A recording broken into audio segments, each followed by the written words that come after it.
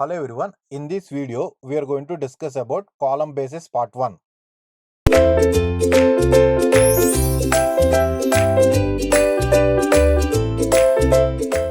Okay, so the next topic in our discussion of this in the concept is design of column bases.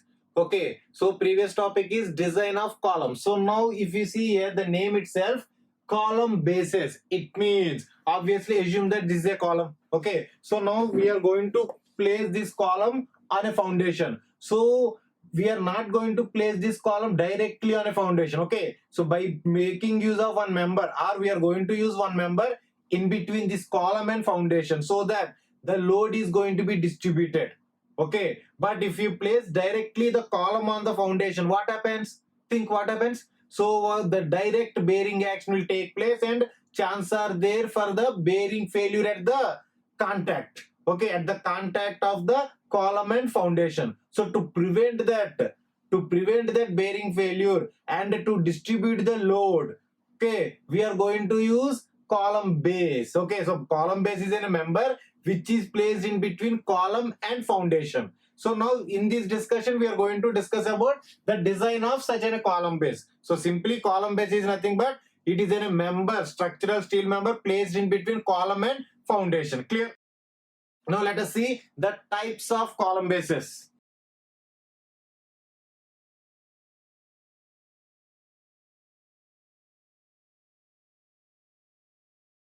So column base are basically three types. Types of column bases, there are three types. The first type, slab base. So now see where we are going to use it. It is used for axially loaded column. Okay, so it is used for axially loaded column.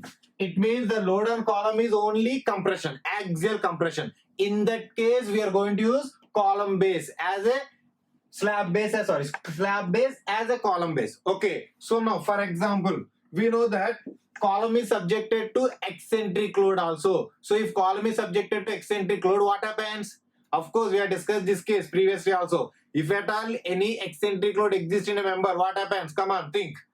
What happens in that case? So we have to transform that eccentric load into concentric. So in transforming, that concentric load accompanies with a moment. Agree or not? So if at all load is axial, then there exists only direct load. It means axial load. But if there exists eccentric load, then if we, in transferring that eccentric load as a concentric, so it accompanies the moment. Clear? So now in that column, in such a column, which type of column base is to be used? That is gusset base. So for such a columns, we are going to use gusset base. So slab base is used only for axially loaded column. It means the load on a column is simply axial. Then we are going to use slab base. If it is eccentric load, then we are going to use gusset base. So you can say it is used for heavily loaded column.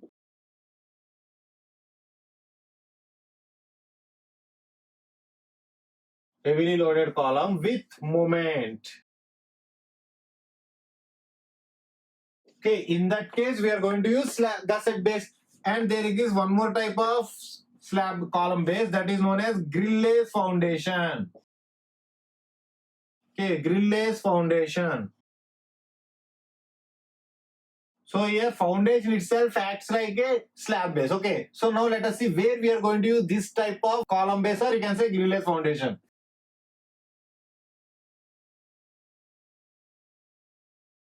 Okay, it is used in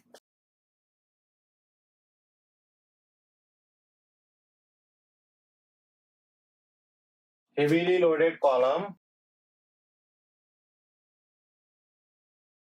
placed on weak soil. Placed on weak soil. Like black cotton soil. I guess you have discussed, or you are going to discuss about soil. Okay, soil mechanics or geotechnical engineering. So there you are going to discuss about various types of soils and its bearing capacity. So weak soil is nothing but one of the example of weak soil is black cotton soil. That is black cotton soil.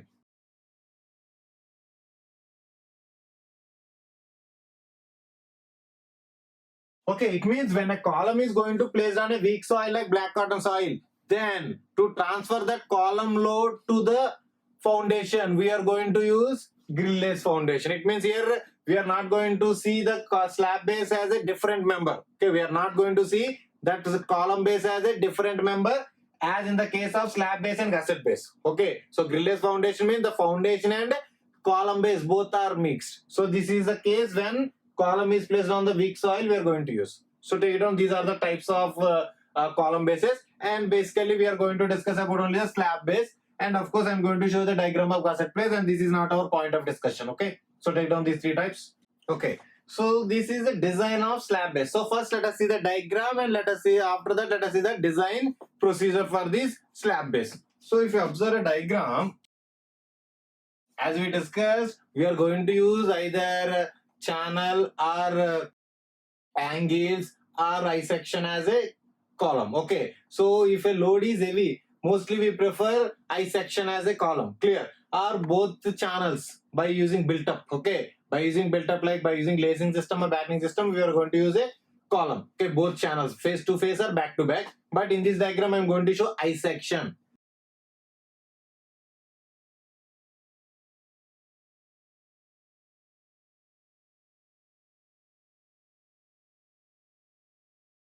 This is I section. So this is one flange and this is another flange.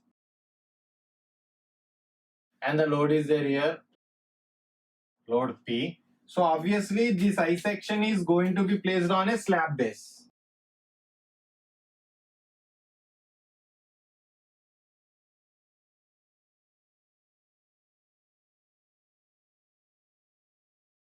Clear? So now this base.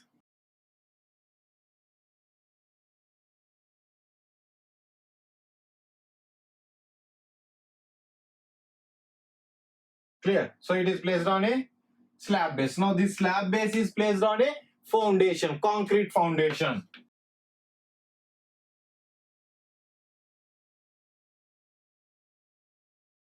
Okay, this is concrete foundation.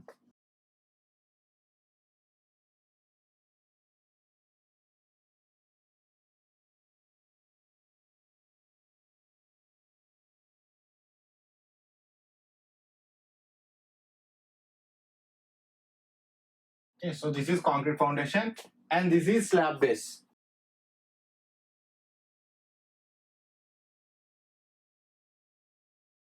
This is slab base.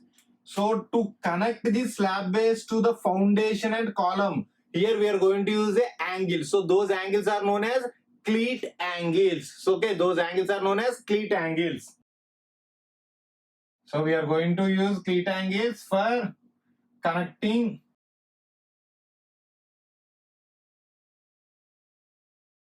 the slab base to the column and foundation.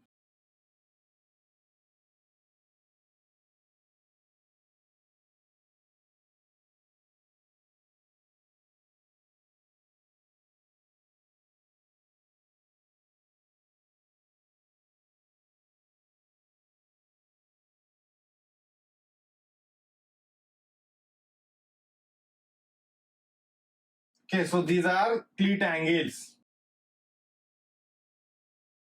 So this is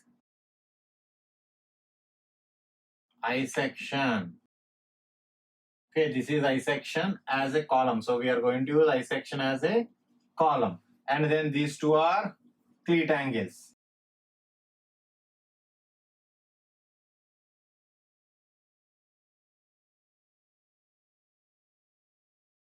These two are cleat angles. Agree? So now we have to, so design means we know that determining the dimensions. Okay, analysis is nothing but finding out the forces, and design is nothing but determining the dimensions. So now we are going to determine the dimensions. So this is the longitudinal view or length view of the column and the slab base. So in this view, we can observe the length and thickness of the slab base. Yes or no? Do you agree or not? So in this view, we are going to find the thickness, or find means we are going to observe the thickness and length of the slab base. Now I'm going to show plan or top view so that the dimensions, width and length can be seen. but not thickness. Agree or not? So this is the front view, we can say. Now I'm going to show you the top view or plan.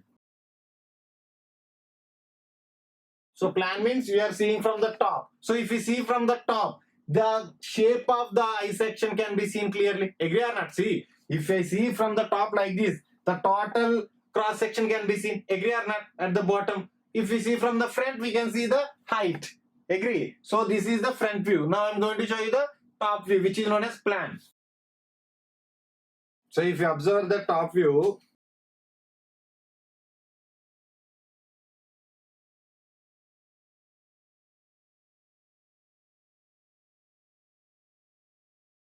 so this is the slab base, dimensions of the slab base.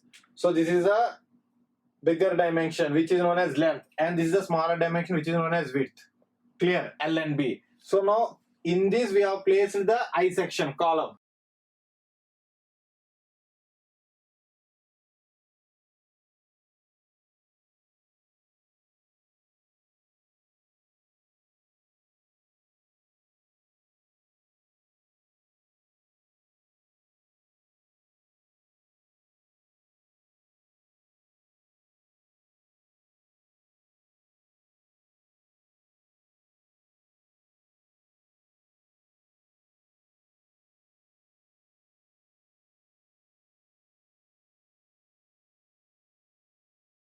Okay, this is eye section. So for this eye section, this is the overall depth that we know. Overall depth D.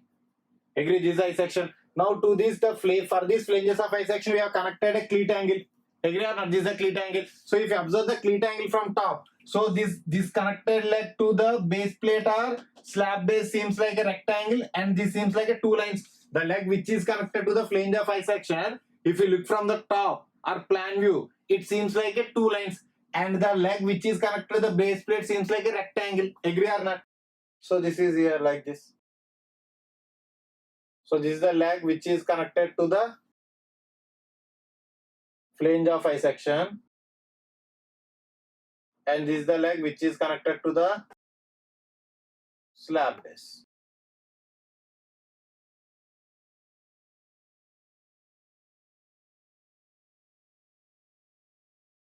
So these are the connections, and this is the connection here also.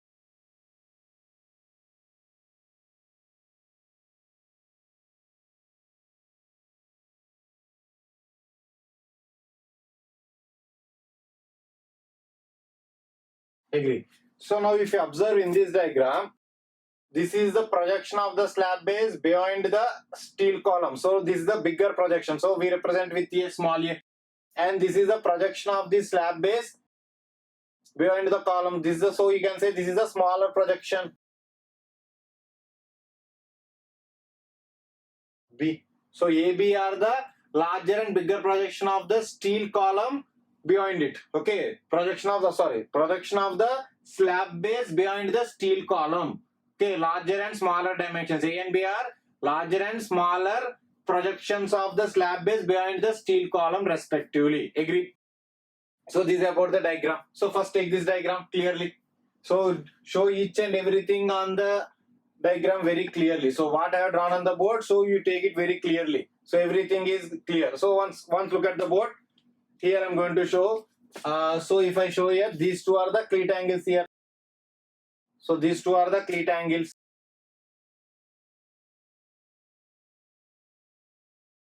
Agree. And this is the slab base.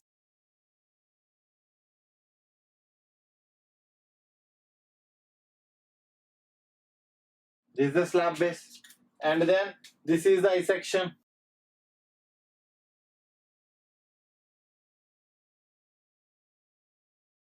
So first I write about the dimensions also. P. So P is nothing but column load, factored column load. So P is nothing but factored column load. And then L. L is length of the slab base. Okay, length of the slab base. Next B. Capital B is the width of the slab base.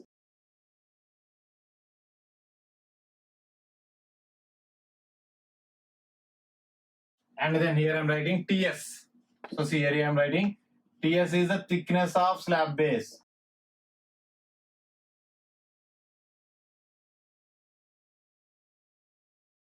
Thickness of slab base.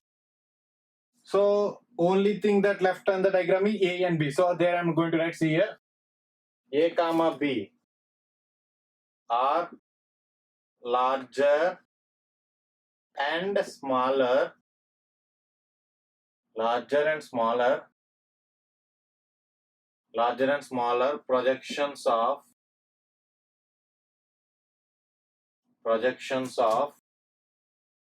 slab base beyond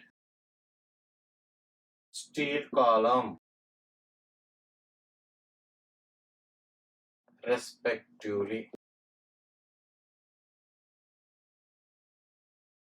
Okay, A and B are the, so A and B are the larger and smaller projections of the slab base behind the steel column respectively. So take the diagram clearly, everything, and represent each and every dimension on the diagram clearly, and write about those terms what we are represented in the diagram. Okay, so now let us go to the design, okay, which is very simple thing. So I'm going to rub the total diagram. So now we know that design is nothing but determining the dimensions, yes or no? So design is nothing but determining the dimensions of a particular member. So now the design of slab base means determining its dimensions. So mainly here we have to determine its thickness. Okay, that is a main parameter here. So now before that, first we have to find the area of the base plate slab base required. Area of slab base required. So which we represent with AR. A suffix small r. So area of the slab base required, A suffix r, is equal to factored column load P upon permissible bearing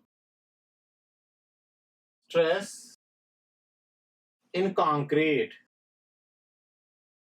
So which is taken as 0.45 FCK. We know that FCK.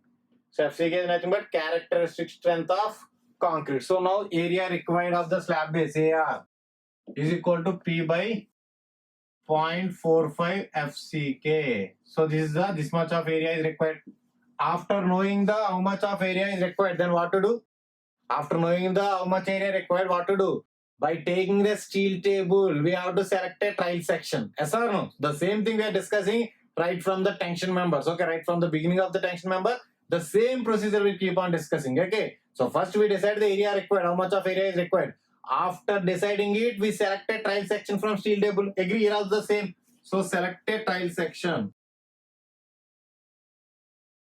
Select a trial section. Okay, select a trial section whose area is AP. AP means area provided. So this much of area we are going to provide. So AP means area provided. So as a slab base, either we may use square or rectangular, circular. Agree or not? So that depends. So either we may use square or rectangular mainly. Okay. As a slab base,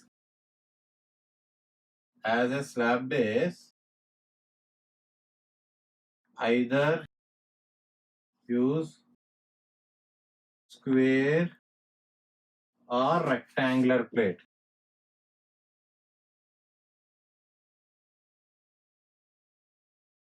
Clear? So this is the thing. So this much of area we have provided. So we know that condition is AP, area provided should be greater than or equal to AR. Agree or not? Then only our design is safe. Okay. So to make our design safe, the area provided should be greater than or equal to area required. Agree or not? So this is the design part. After that, we have to decide the thickness also. So for that, the provision is there. As you can see, the formula is there. So before that, we have to discuss one concept. Upward pressure on concrete. We represent with small w. Upward pressure on concrete. So small w is equal to column load P by factored column load P by area provided. So this is the upward pressure on the concrete. Okay, this is upward pressure on the concrete. Okay. So now after knowing this W or calculating, see here, don't get confused. Here it is AP, area provided, not AR. Okay, so after finding out, we have to decide the thickness of that slab base. So keep noting thickness of the slab base. So I'm going to rub this.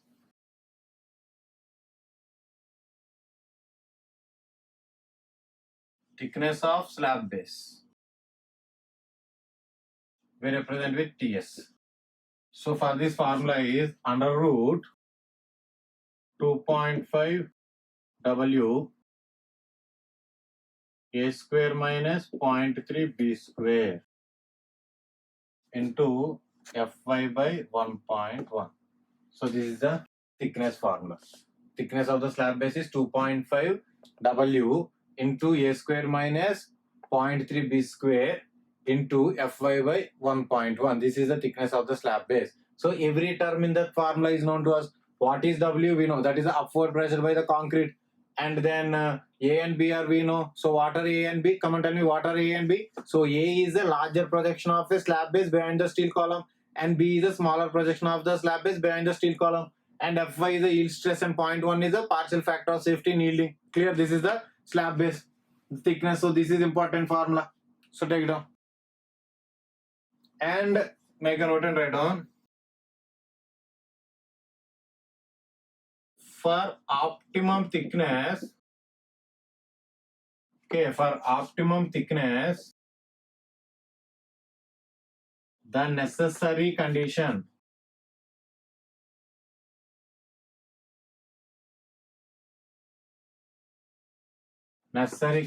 is A is equal to B. It means if both the projections are equal, then we are going to get optimum thickness.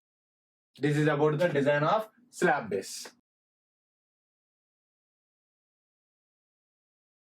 Okay, finish. So the next topic. So what is the next here? Gusset base. So simply I'll explain it with diagram. Why? Because the detailed design procedure of the gusset base is very lengthy and complicated. So from exam point of view, it is not important. Okay, just I will show you the diagram and I will tell you the method out for calculation of its thickness. For there exists no direct formula. Okay, there exists no direct formula as in the case of slab base. For a slab base, to find out the thickness of slab base, we are having a formula. But to find out the thickness of a gusset base, there exists no formula. But I tell you the procedure and I will show you the diagram how the gusset base are set up or arrangement of a gusset base is going to be in a column. Okay.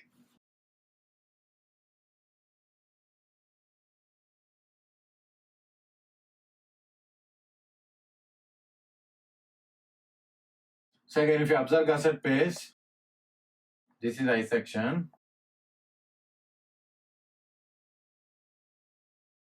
So these are the flanges of I section. At the bottom of this gusset base, column, at the bottom of this column, we are going to place a base plate.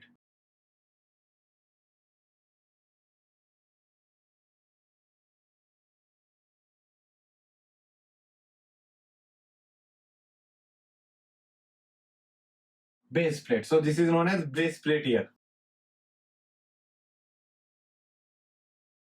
Base plate. Okay, that is known as base plate. So now, here we are going to place a one more plate which is known as gusset plate.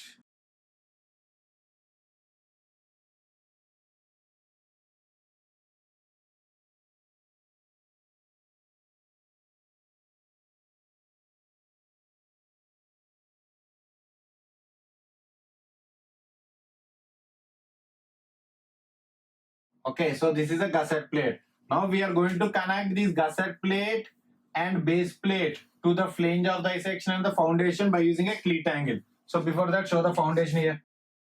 Now this base plate is placed on the foundation like this. So this is foundation, concrete foundation.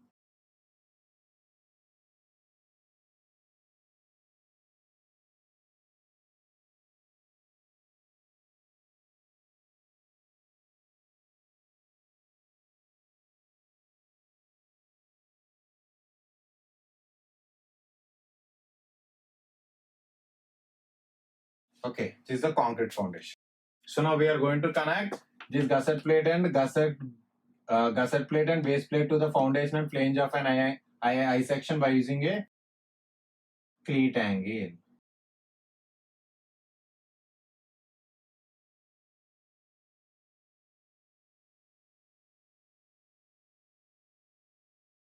So this is the connection.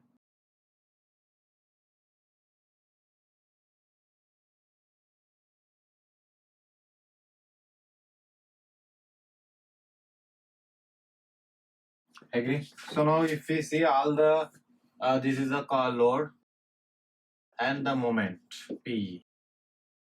Agree? So now these two are called as gusset plate,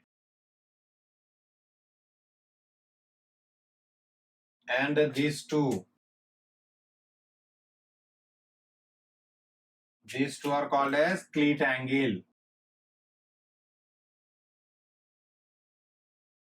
Cleat angle, and this is base plate. Now obviously gusset plate is nothing but gusset plate consists of gusset base consists of gusset plate plus gusset plates plus angle cleat or cleat angles plus base plate. So gusset base is nothing but this is the setup, or this is the arrangement of gusset plate. And here we can see the thickness of this gusset plate. Okay, thickness of the gusset plate. Now if we observe in this column along with the load there exists a moment. So now obviously our base plate is also subjected to moment. So now there exists a critical section for moment. So that critical section is this is the critical section. Okay, what I have marked with the red color is a critical section. So this is the critical section. Critical section. Critical section for bending moment. So that is nothing but root of an angle. That area or that location of that cleat angle is known as root. Root of angle. So root of an angle is considered as a critical section for a bending moment in a gusset base. That is important from examination point of view, from objective point of view. The important point is critical section for gusset base is root of an angle, root of an cleat angle. That is a critical section. Agree? So this is the front view we know. But if I show the top view or plan, so then how it is? Plan or top view.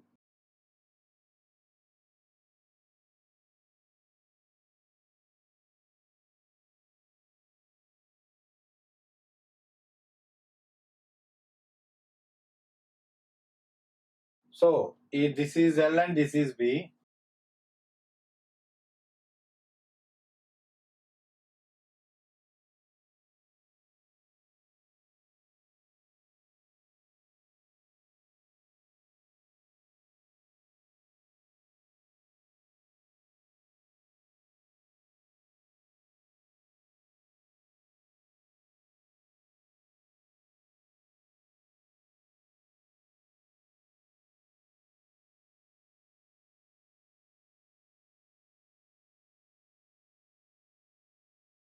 Okay, this is the I sectional column. So overall depth D. Agree. So now to this we have connected a gusset plate. So like this, this is a gusset.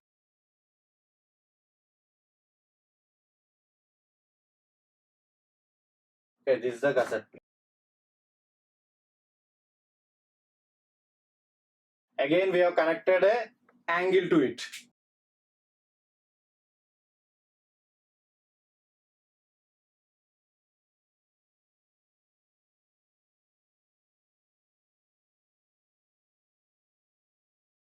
Now show the connections. So this is how the gusset plate, cleat angle and flange of I section is connected. And here where we have provided the bolts.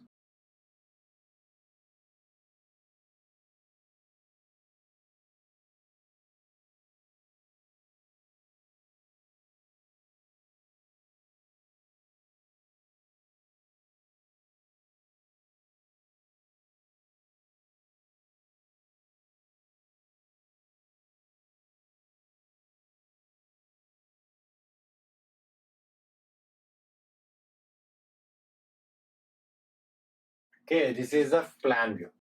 Okay, this is the plan view. So this is I section here, I section, and then this is gusset plate, gusset plate, and these are cleat angles or angle cleat, and we know that this is base plate.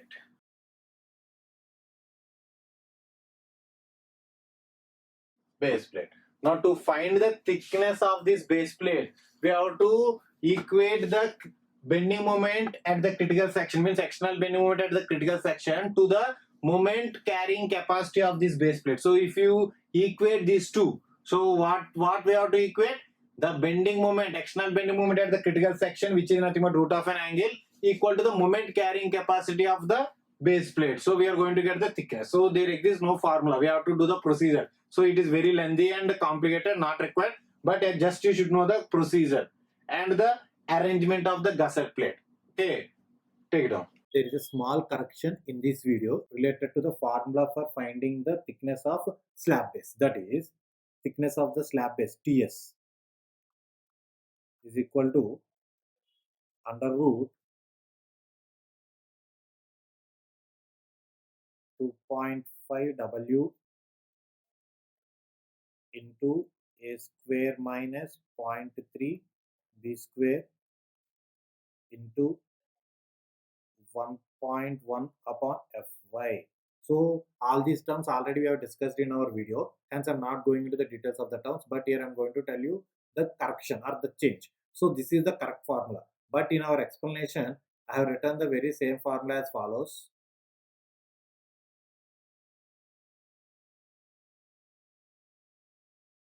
So this is what I have written. So this is the wrong formula. This is the correct one. It means there this term I have written reverse. Okay, this term I have written as a reverse, but in real the formula for finding the thickness of the slab base is under root 2.5 small w into a square minus 0.3 b square into 1.1 by Fy. So this is the formula, correct formula. Please make a note of it and correct it in your notes. Clear?